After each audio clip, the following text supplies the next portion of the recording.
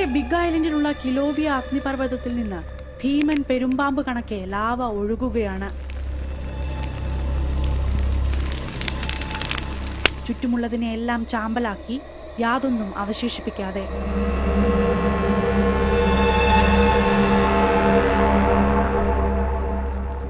Lava ഒഴുകിയെടുക്കുന്നത് നിസ്സഹായതയോടെ കണ്ടു നിൽക്കുകയാണ് ഹവായിലെ ജനങ്ങൾ. ലാവ കടന്നു വരുമ്പോൾ കുളത്തിലെ വെള്ളം തിളച്ചുമറിഞ്ഞു. മലമുകളിൽ നിന്ന് റോഡിലേക്ക് കത്തുന്ന ദ്രാവകം ഒഴുകിയിറങ്ങി. ഹവായിൽ നിന്നുള്ള ദൃശ്യങ്ങൾ അമ്പരപ്പെടുത്തുന്നതായിരുന്നു.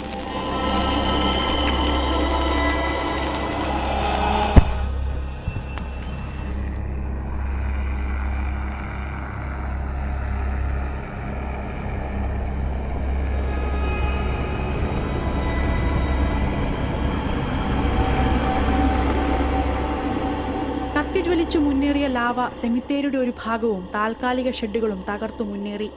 പുൽത്തകിടിയും വഴിയിൽ കണ്ട ടയറുകളും മറ്റെന്തും ലാവയിൽ അലിഞ്ഞു തീർന്നു.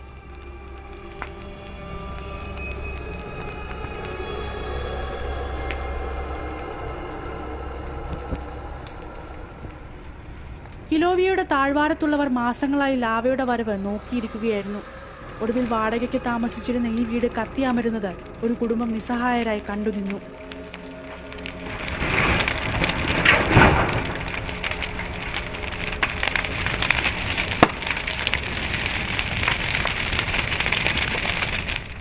ഇവരെ നേരത്തെ തന്നെ വീട്ടിൽ നിന്ന് മാറ്റിയിരുന്നു. മറ്റു വീടുകൾ നിരവധി കിലോമീറ്ററുകൾ അപ്പുറത്തായതിനാൽ അപകട ഭീഷണിയില്ലെന്ന് അധികൃതർ അറിയിച്ചിട്ടുണ്ട്. ഒറ്റപ്പെട്ട കെട്ടിടത്തിന് തീപിടിച്ചാൽ അത് അണയ്ക്കാൻ അഗ്നിശമന സേന ശ്രമിക്കാറില്ല. കാരണം വീണ്ടും ലാവയിൽ നിന്ന് തീ കത്തിപ്പടരാം. കാട്ടുതീയായി ആളിപ്പടരാതെ നോക്കുക മാത്രമാണ് പോംവഴി. തീ അനിയന്ത്രിതമായി തൊട്ടടുത്തുള്ള നിരവധി കെട്ടിടങ്ങൾക്ക് ഭീഷണിയാകാതെ നോക്കുകയും ചെയ്യും. പൂന ജില്ലയിലേക്കുള്ള പ്രധാന ദേശീയപാതയിലേക്ക് ലാവ ഇറങ്ങുന്നതോടെ സാധാരണ ജീവിതം സാരമായി ബാധിക്കപ്പെടും. പൂനെയിലേക്കുള്ള മറ്റു വഴികൾ സജ്ജമാക്കുന്ന ജോലിയിലാണ് ഇപ്പോൾ അധികൃതർ.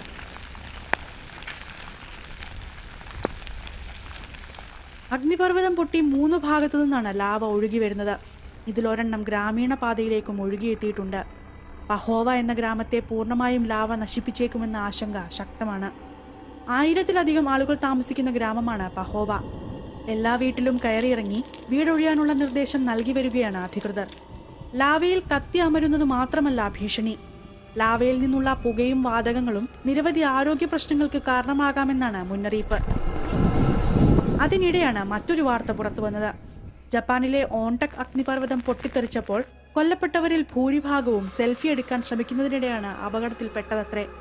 പർവ്വതം പൊട്ടി പ്രളയത്തിലെന്ന പോലെ പാഞ്ഞെടുക്കുന്ന ലാവയ്ക്കൊപ്പം സെൽഫി എടുക്കുമ്പോഴേക്ക് ലാവ അവരെ വിഴുങ്ങിയിരുന്നു.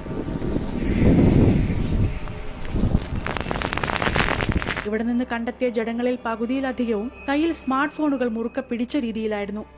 മരിച്ചവരുടെ മൊബൈൽ ഫോണിൽ നിന്ന് ലഭിച്ച ചിത്രങ്ങളിൽ നിന്നാണ് പൊട്ടിത്തെറിയുടെ ഭീകരത ലോകം അറിഞ്ഞത്.